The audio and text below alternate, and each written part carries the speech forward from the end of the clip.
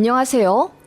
어느새 부록의 나이를 훌쩍 넘겨 곧 쉰을 바라보고 있는 두 아들놈들 엄마입니다. 저는 시어머니와 사이가 좋지 않아 연락하지 않고 지내는데요. 아마 어머님이 돌아가신다고 해도 장례식장에도 안 갈 것 같아요. 그 정도로 마음에 깊은 앙금이 남아있네요. 어머님은 처음에 저를 정말 마음에 들어 하셨습니다.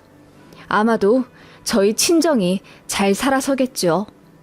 아버지가 음식 사업을 하셔서 돈을 좀 버셨어요.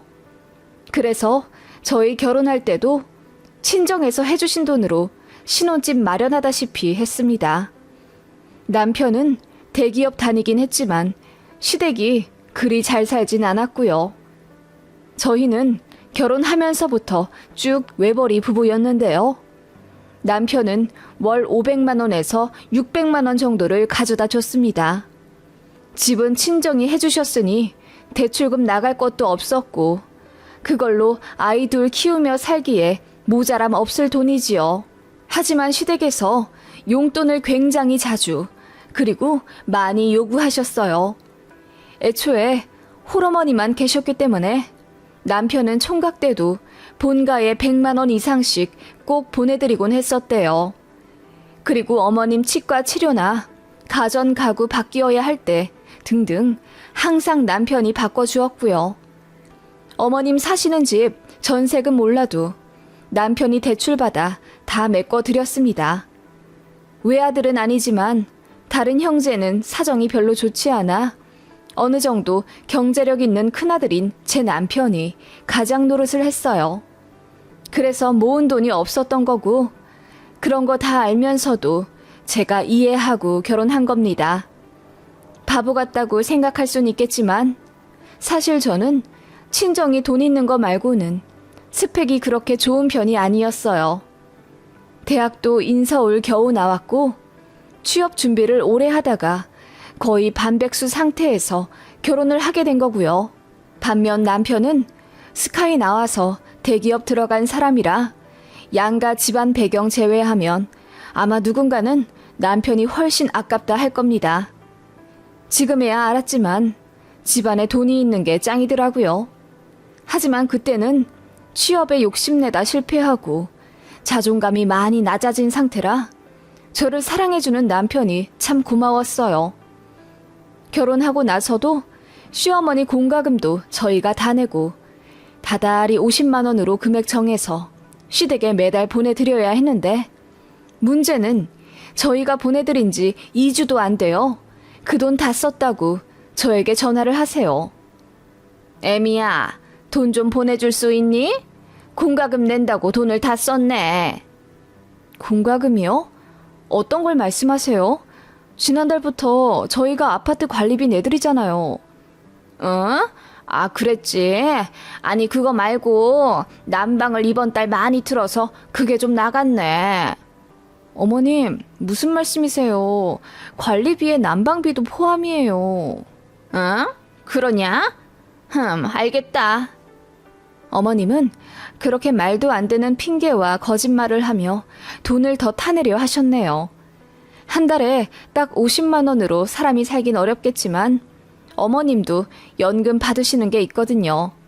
그래서 솔직히 저희가 굳이 안 드려도 잘 사실 수 있어요.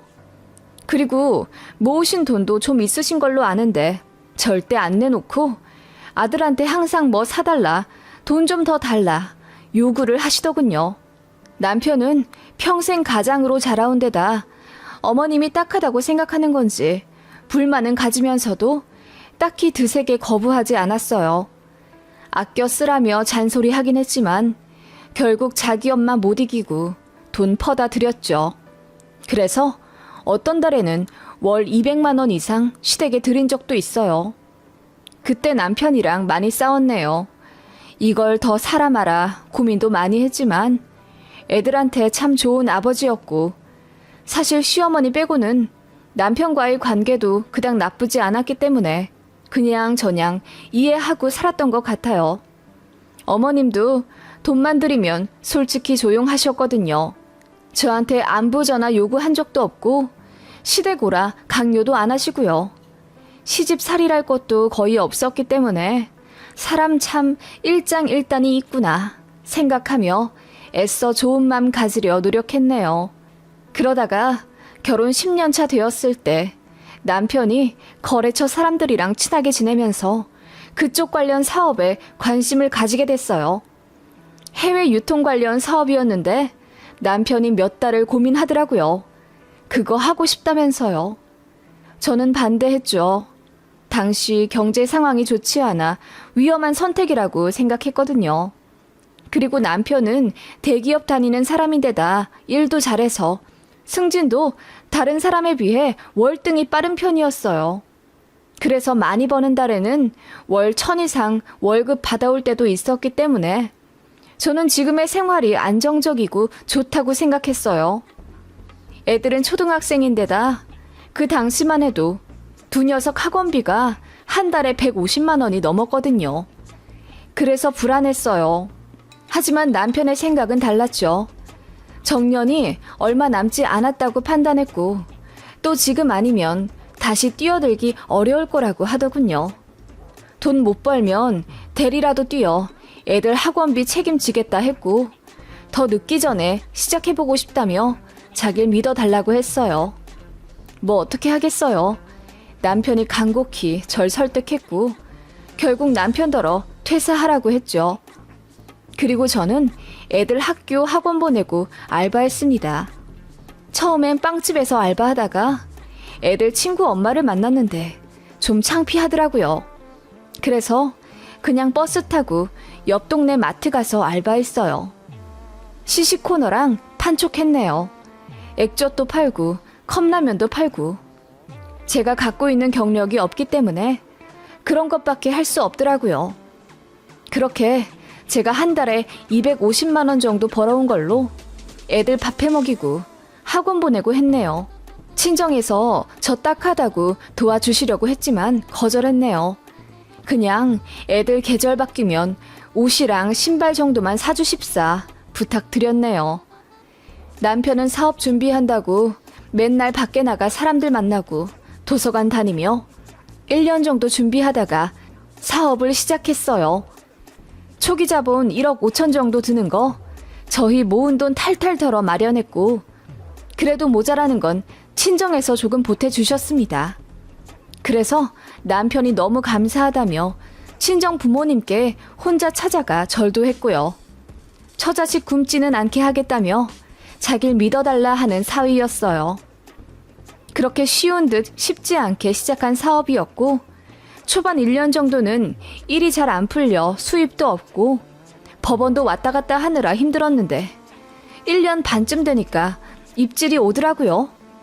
그러더니 본물 터지듯 일감이 생겨 남편이 엄청 바빠지게 되었어요.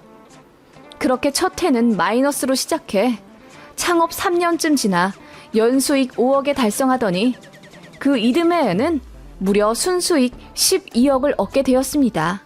남편이 하는 사업은 매달 통장에 돈이 차곡차곡 쌓이는 형식이 아니라 1년에 한 번 정산하듯 들어오는 금액이라 굉장히 거금이었어요.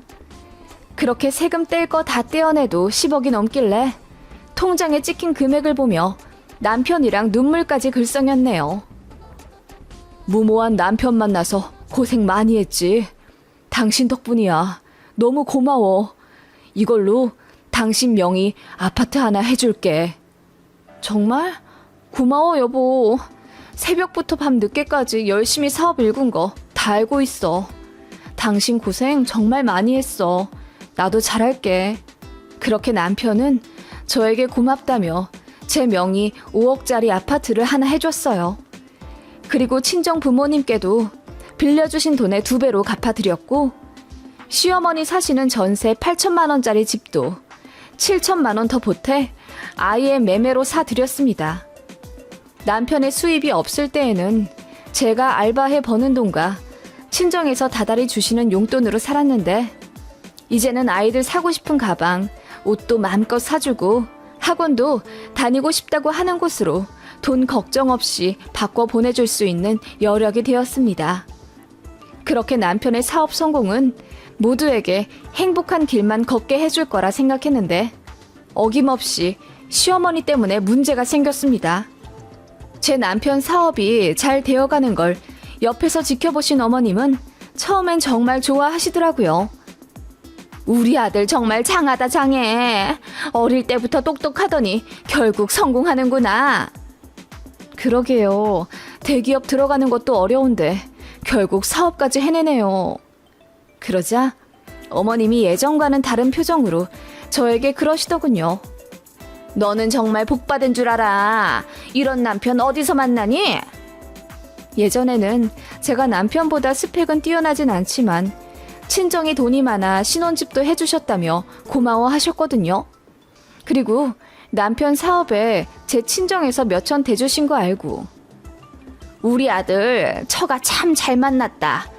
내가 참 멋도 없이 아들한테 손만 벌려 미안했는데 우리 아들 처복은 확실히 있는 것 같아서 마음이 놓인다. 라고 하셨거든요.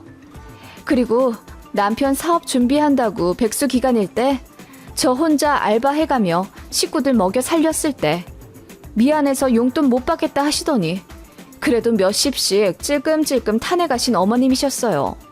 그럴 때마다 고맙다, 너밖에 없다 하시더니 본인 아들 사업 잘 되며 돈도 억 단위로 벌어오니 이제 제가 눈에 가시처럼 보이시는 것 같더라고요. 제가 그렇게 느끼기 시작한 건 남편이 저한테 아파트를 하나 해줬다는 사실을 아시고 나서부터였어요.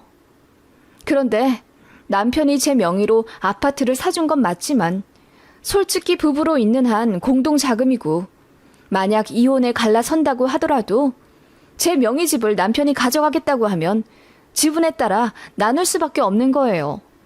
남편이 마음은 참 예쁘고 고마운 건 사실이지만요. 아무튼 어머님은 당신 아들이 와이프한테 5억짜리 아파트를 사주었다는 걸 아시자마자 표정이 좋지 않으셨어요. 어머님도 아들 덕에 살던 아파트를 매매로 돌려 내 집 마련하게 되신 건 맞지만 금액이 4억이나 차이가 나잖아요. 그래서 기분이 나쁘셨나 보더라고요. 그 이후로도 종종 제 남편한테 이제 이 동네는 지겨워. 다른 동네로 이사를 좀 가볼까? 나도 이제 새 집에서 좀 살아보고 싶네.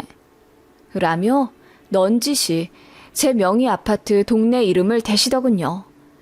남편은 지금까지도 어머님 많이 도와드렸고 사업 잘 되고 나서부터는 어머님께 한 달에 300만 원짜리 카드도 하나 건네드렸기 때문에 더 해줄 건 없다고 생각하는 사람이었어요.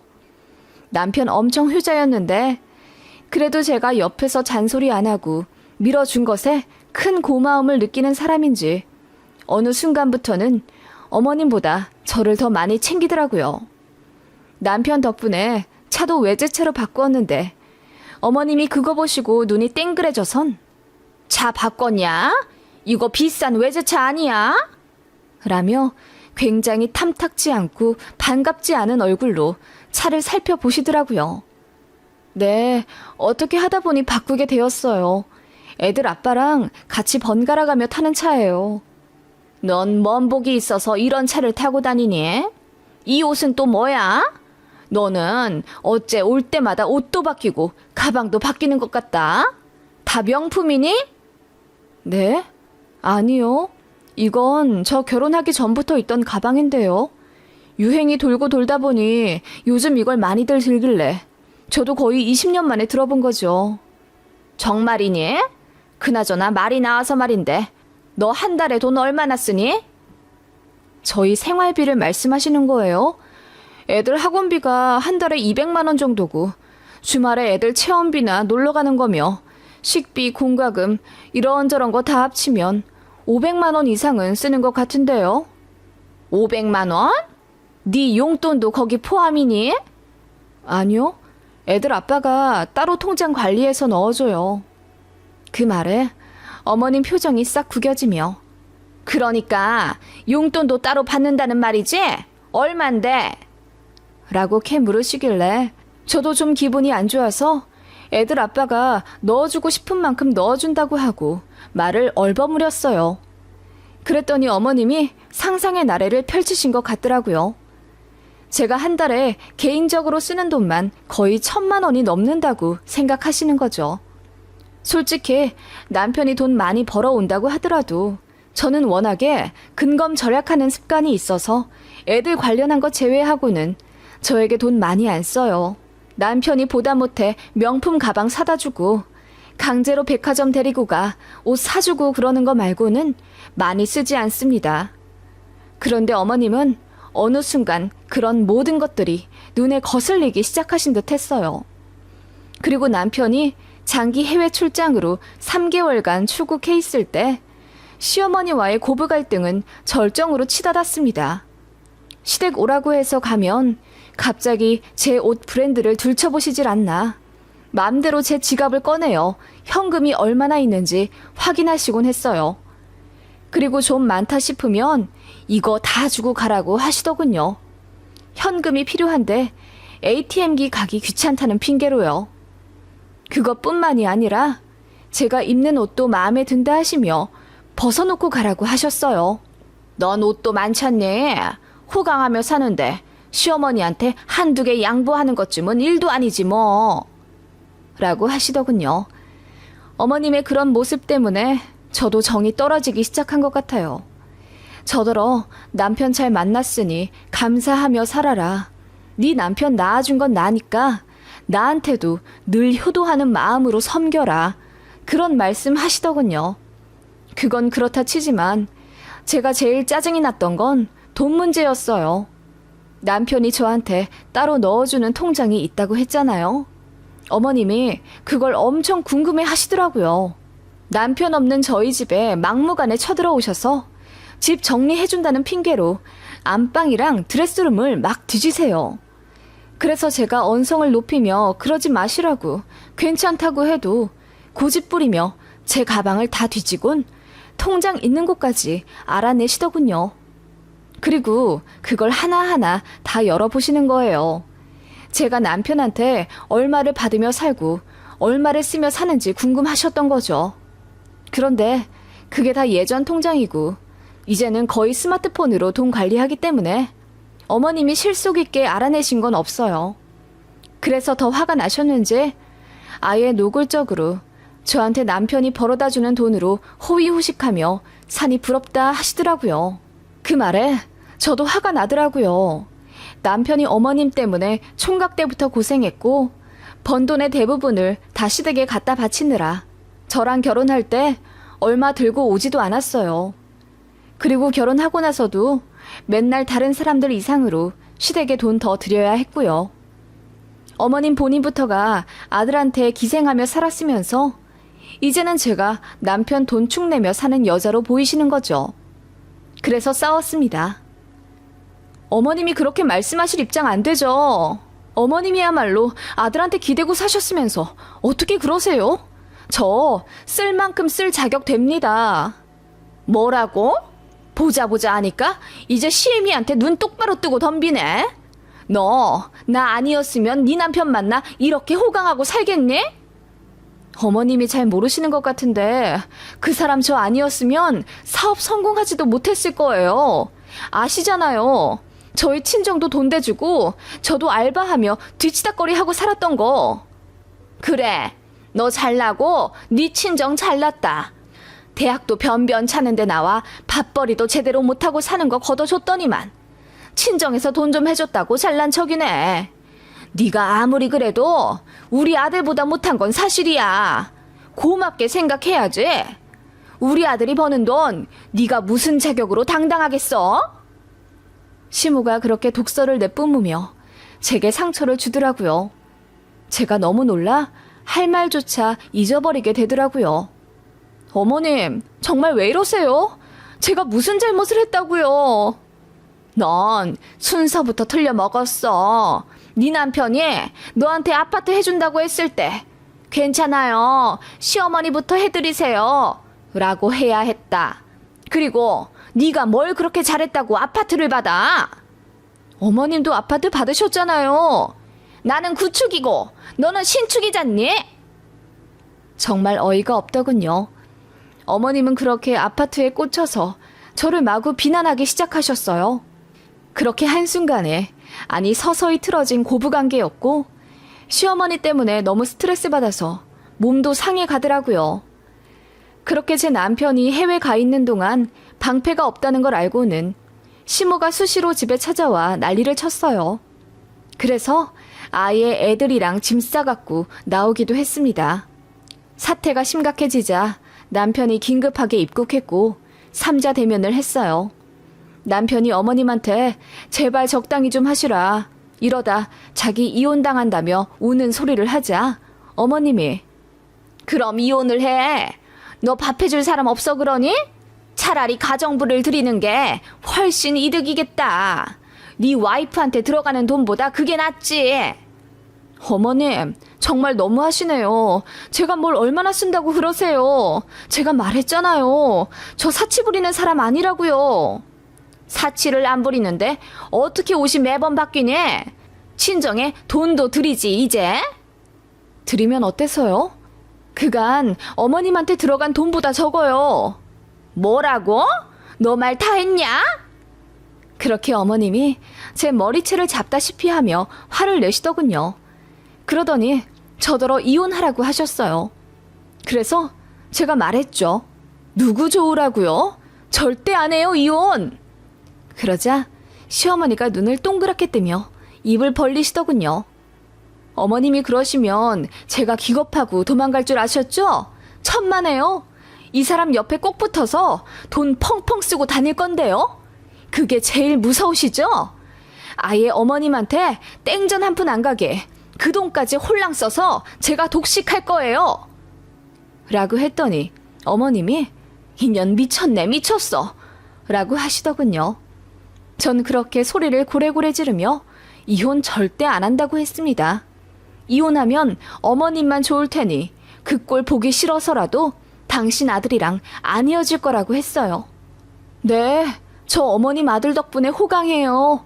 맨날 비싼 거 먹고 비싼 옷 입고 외제차 끌고 다니니 아주 행복하네요. 앞으로도 돈 펑펑 쓰며 살 거고 아파트도 제 이름으로 몇 채 더 타낼 거예요. 됐죠? 라고 했더니 어머님이 갑자기 혈압이 오른다면서 쓰러지시려고 하더라고요. 그런데 혈압은 개뿔. 너무나 건강하신 어머님이라 혈색부터 정상이더군요. 그렇게 남편도 어머님의 만행에 기가 질려 제발 그만 좀 하시라 소리를 버럭 질렀습니다. 제가 본 것 중에 가장 이성 잃은 모습이었어요. 어머님도 그런 아들한테 서운하다며 펑펑 우시고 결국 고부 갈등에서 부모 자식 간 싸움으로 옮겨 붙더군요. 저는 남편한테 사과 못하겠다고 했습니다. 남편도 알더라고요. 그래서 그냥 이대로 왕래 안 하고 지내자고 했고요. 그게 벌써 몇 년 전 일이네요. 남편의 사업은 승승장구할 줄 알았는데 연 30억 번 게 최고 절정이었고 그 이후로는 잘 안 돼요. 그냥 접었어요. 안타깝지만 그렇게 되었네요. 그래도 벌어놓은 게 많으니 그걸로 일단 먹고 살고 있고요. 제 이름으로 산 아파트가 가격이 훌쩍 뛰어 최고점에 팔았어요. 그래서 불안하진 않아요. 그리고 지금 아들들 대학 입시 준비시키느라 저희 부부 참 바빠요. 큰아들이 재수하거든요. 시어머니와의 갈등 이후로 부부 사이까지 안 좋아졌을 거라고 예상하신다면 오산입니다. 남편이 제 마음 잘 이해해줘서 싸우진 않았고요. 오히려 더 돈독해지는 계기가 되었네요. 본인이 가장 힘들 때 제가 곁에서 도와주었다는 사실을 잊지 않는 남편이라 언제나 저를 지켜준다고 했었거든요. 남편 사업 접으면서 어머님 용돈은 최소로 드리고 있어요. 더 달라고 해도 남편이 절대 안 드립니다. 우리 애들 돈 들어갈 때 많으니까요. 제가 눈에 불을 켜고 감시하고 있습니다. 남편도 자기 엄마가 객관적으로도 심하다는 걸 깨달았는지 좀 현타 온 것 같더라고요. 그러게 왜 며느리한테 함부로 하셨을까요? 결국 본인한테만 손해인 것을. 지금쯤 땅을 치고 후회할지도요. 상황이란 건 언제나 바뀔 수도 있는 건데 어머님이 지나치게 경솔하셨죠. 그런 어머님을 보며 저는 그런 노인이 되지 말아야겠다는 생각이 들어요.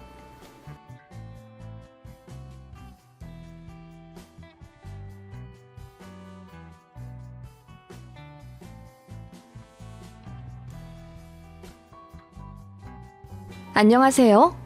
혹시 신호이 있는 분들 계신가요? 신호가 있는 제 친구들을 보면 거의 반반의 비율로 신호와 사이가 좋고 나쁜 것 같은데요. 저 역시 착하고 좋은 신호를 만났으면 참 좋았겠지만 저는 운이 좋지 않았네요. 남편에겐 2살 어린 여동생이 있고요. 신우는 저희보다 2년 뒤에 결혼했습니다. 그냥 보통만 되어도 무난하게 살았을 텐데 뭐 이런 인간이 다 있나 싶어서 결혼 10년째인 지금까지도 신우이만 보면 짜증이 나고 얼굴 아예 안 보고 살았으면 좋겠습니다. 그나마 결혼 초반 말고는 저도 눈에는 눈, 이에는 이, 신우 막장짓에 똑같이 갚아주고 열받으면 한 소리 하고 그러니 제 속은 시원합니다. 솔직히 시부모님 2분 다 그냥 나쁘지 않으신 편이고 평범한 축에 속합니다. 남편도 딱히 문제되는 부분이 없어서 결혼 10년 동안 큰 트러블 없이 살았고요. 신우는 남편도 포기했어요. 그래서 저에게 많이 미안해합니다. 그렇기 때문에 시댁 때문에 남편에게 하소연하고 짜증 부려도 싸움으로 번지지는 않았던 것 같아요.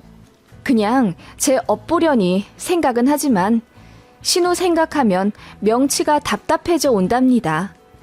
그간 많은 일이 있었는데 생각나는 것부터 써보자면요.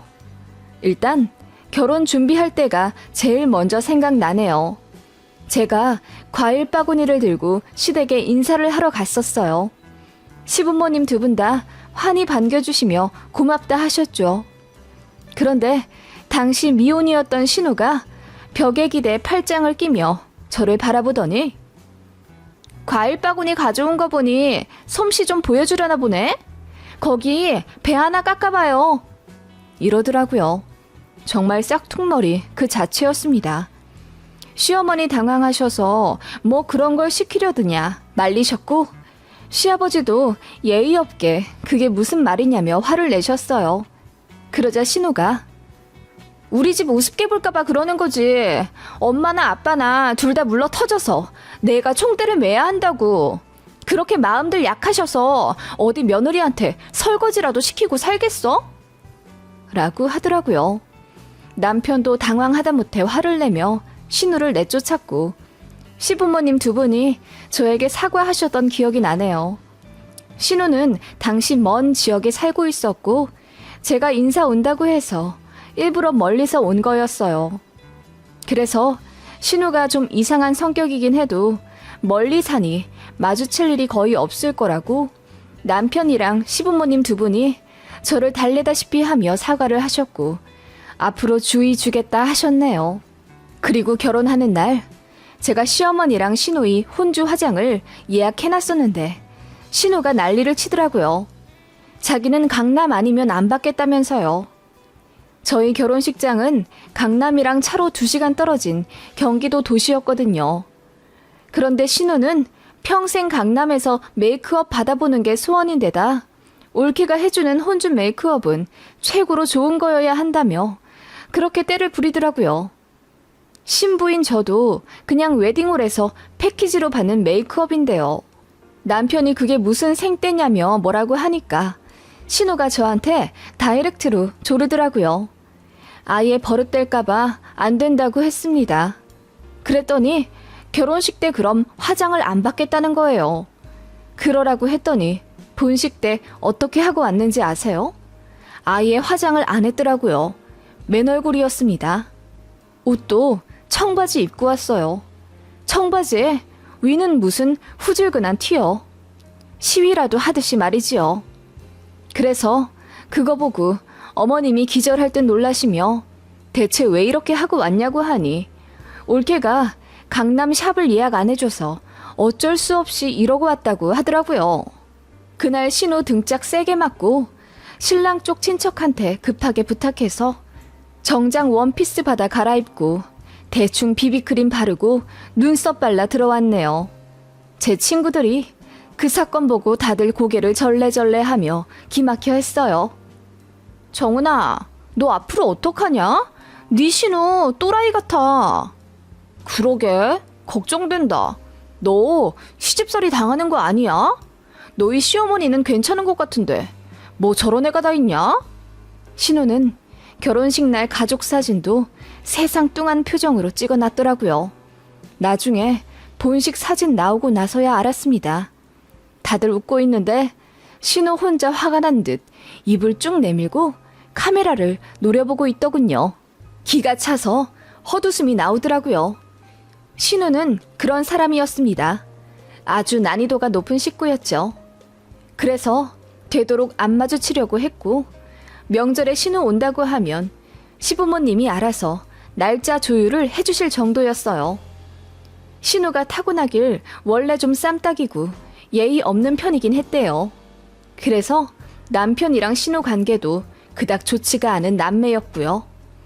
연애할 때 몰랐던 것도 아닙니다. 남편이 신우 일화를 몇 개 이야기해주며 자기 동생이지만 답 없다고 했거든요.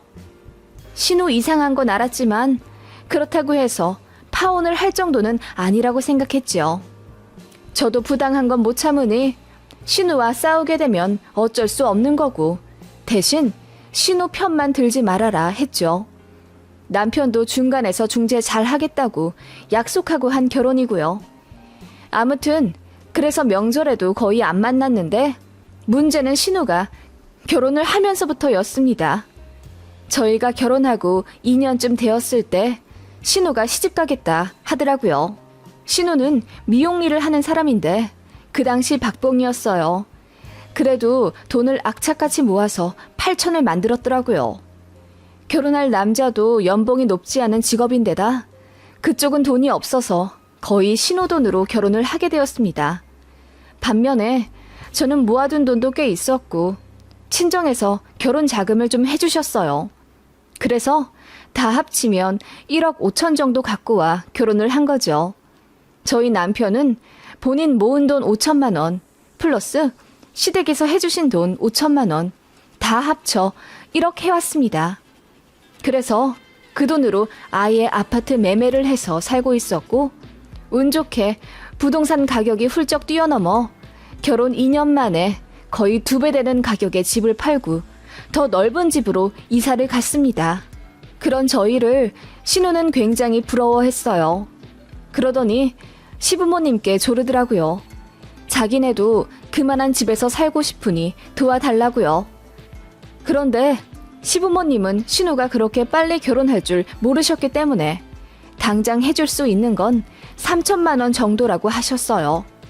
물론 자식 차별 안 하고 똑같이 해줄 생각이라 신우 결혼하고 나서도 2천만 원 더 만들어 해줄 거라 하셨고요. 그러자 신우가 울고불고 난리를 쳤다고 하더라고요.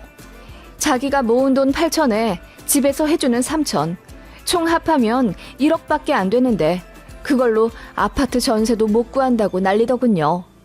그럼 대출을 받으면 되지. 그것도 싫다 하더군요. 그러더니 저희더러 돈을 해달라는 겁니다. 새언니, 오빠가 나보다 결혼 일찍 해서 돈 더 많이 받았잖아요. 그리고 우리 집에서 해준 돈으로 집 산 게 올라서 이득 봤으니 나한테 미안하게 생각하세요. 그러니까 나 결혼할 때 새언니랑 오빠도 돈 해줘야 돼요. 나도 똑같이 받고 싶거든요. 그러니까 오빠네가 2천 메꿔주세요. 라고 당당히 요구를 하더군요. 제가 당황해서 그럴 만한 돈도 없고 이유도 없는 것 같다고 하니 자기는 억울하다며 울더라고요. 결혼 늦게 한 게 죄라면서요. 결국 아버님이 대출을 받아 신우에게 총 7천만 원 해주셨습니다. 저희한테 해준 5천만 원보다 2천 더 얹어서 해주셨죠. 신우가 하도 난리를 쳐서 어쩔 수가 없으셨답니다. 자기가 결혼하는 지금은 부동산이 많이 올라서 오빠네보다 최소 30%는 더 해줘야 한다며 떼를 썼대요. 신우는 그런 사람이었어요. 자기가 원하는 건 악착같이 받아내야 하는 그런 인간. 남편도 학을 떼며 만나기 싫어했으니 말 다 했죠. 그런 인간들 특징은 주는 건 없고 받기만 한다는 거죠. 저희 부부 결혼식 때도 축의금 10원 한 장 안 주더니 큰아이 태어났을 때도 내복 한 장 안 사주더라고요. 솔직히 신우한테는 받아도 마음이 편할 것 같지가 않아서 오히려 좋더라고요. 그런 사건들이 있었지만 신우 집이 멀고 명절에 거의 마주치지 않으니 2년에 한 번 그 정도 만난 게 다였습니다. 그러다 신우가 아이를 낳고 나서 시댁 근처로 이사를 오게 됐고 그러다 보니 1년에 서너 번은 만나게 되더라고요. 그게 결혼하고 한 6, 7년 후네요. 그동안 저도 나이 좀 먹었고 시부모님들이랑도 많이 친해져 있어서 더 이상 매사 긴장하고 군기 빡 들어있는 새댁 느낌을 벗어났죠. 신우가 결혼 전 인사 온 저에게 배 깎아보라고 했을 때는 당황해 아무 말 못했는데 그게 두고두고 후회가 되더라고요. 손님인 나에게 네가 깎아 바쳐라 라고 하지 못한 게요. 그리고 결혼식 때 강남 메이크업 해달라고 떼썼던 거나 그 이후로도 돈 가지고 몇 번의 망언을 했을 때도 다 받아치지 못한 게 한이었는데 저도 시댁 밥 좀 먹고 애 둘 낳아 얼굴이 두꺼워지니 신우한테 더 이상 쫄지 않게 되더라고요. 웃긴 게 있다면 신우는 결혼 전 여전히 그 갑질 포지션 자체를 유지하고 있다는 거였죠. 시댁에서 만나게 되면 저를 부려먹지 못해 안달이었어요. 언니, 이제 언니가 좀 해요. 우리 엄마 나이 먹었으니 좀 쉬게 하시고요. 언니 결혼한 지 꽤 됐으니 밥도 잘할 거 아니에요. 언니 혼자 해도 되겠구만. 저 혼자 10인분을 다 하라고요? 그럴 거면 시댁 안 오죠. 아가씨 같으면 시댁 가서 그렇게 하겠어요? 네? 어머 언니, 무슨 말을 그렇게... 제가 눈 하나 깜짝 않고 신우 말에 다 받아치기 시작하니 신우가 엄청 당황하더라고요. 제가 얼굴도 좀 순하게 생겨서 그런지 신우가 더 만만하게 보는 것 같더라고요. 그렇게 몇 번 기싸움하니 신우가 대놓고 저를 괴롭히진 못하지만 기분 상한 티는 내더라고요. 그러거나 말거나 신경도 안 썼습니다. 그런데 문제는 돈이었죠. 신우가 저희한테 돈이라도 맡겨놓은 듯 오빠니까 동생한테 더 베풀어야 한다며 태어난 조카한테 이것저것 사달라 조르더군요. 저한테는 같은 여자로서 산후조리비 좀 해주면 안 되겠냐 하길래 산후조리비요? 아가씨는 저 애 낳았다고 미역이라도 보내주셨어요? 저한테 하나도 안 해주셨으면서 무슨 200만 원을 해달라고 해요. 라고 했더니 입을 쭉 내밀더라고요. 원래 손윗사람이 해주는 거예요. 그리고 언니는 돈도 많이 벌면서 하나뿐인 신우한테 해주지도 못해요. 손윗사람이 해줘야 한다는 법이 어디 있는데요? 저는 그냥 받은 만큼만 해줘요. 아가씨도 저희한테 받을 기대 안 했으니 아무것도 안 해준 거 아니에요? 라고 하자 아무 말 못하더군요. 그런 식으로 말도 안 되는 요구를 해댔는데 그때마다 쳐냈습니다. 그것도 스트레스긴 하더라고요. 신우는 저한테는 얻어먹을 콩고물 없다고 생각하는지 제 남편한테 졸라 대더라고요. 조카 태어났으니 이뻐해달라고요. 그래서 출산한 신우한테 고기 사 먹으라 30만 원 보내주고 조카한테 옷도 백화점에서 사서 몇 벌 해줬네요. 돌 때도 반지 하나 해줬고요. 그냥 그 정도로 기본은 해줬습니다. 남들은 더 해준다지만 신우는 그렇게 해줄 필요가 없었기에 이 정도만 해준 거죠. 그랬더니 저희가 해주는 게 당연하다고 생각했나 봅니다. 애 첫 전집을 사달라.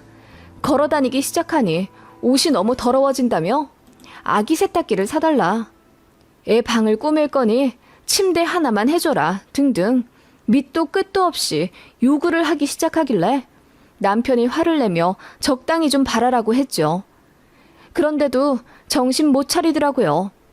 그러더니 작전을 바꿨나 보더군요. 저희 큰애 초등학교 들어간다니 가방을 사주겠대요. 괜찮다고 했는데도 고모가 해준 게 없어 이거라도 주고 싶다며 택배로 가방을 보내줬어요. 유명한 브랜드의 상자더라고요. 그래서 속으로 웬일이야 싶었는데 열어보니 작은 실내화 주머니였어요. 그 브랜드 가방은 맞는데 책가방은 아니었던 거죠. 책가방은 10만 원이 넘으니 돈 아까워 2, 3만 원대 실내화 주머니를 보내준 겁니다. 어이가 없더라고요. 상식적으로 초등학교 들어가는 아이 가방을 사준다고 하면 다들 책가방을 생각하지 않아요? 그런데 실내화 주머니라니. 게다가 가격싼 비인기 상품으로 산 건지 예쁜 디자인도 아니었어요. 저희 애도 싫다고 쳐다도 안 보더군요. 그래도 뭐 어쩌겠어요. 고맙다고 인사는 했죠. 신우는 본인이 뭐 하나 해줬다고 생각했는지 그 이후로 시조카 생일 때 다 되어 저에게 전화해. 우리 애 곧 어린이집 갈 건데 입을 옷이 변변찮네요. 언니는 옷 어디서 사서 애들 입혀요? 보니까 다 브랜드던데. 라며 브랜드 사달라는 식으로 떠보더군요. 그냥 2월 상품 사서 입힐 때도 많고요. 인터넷 잘 살펴보면 싸고 좋은 거 많아요. 언니, 나는 그런 거 잘 못 찾겠더라고요. 언니가 알아보고 좀 사주실 수 있어요? 우리 애가 외숙모가 사주셨다고 하면 엄청 좋아할 것 같아요. 그래요? 그러면 옷 하나 사줘 보낼게요.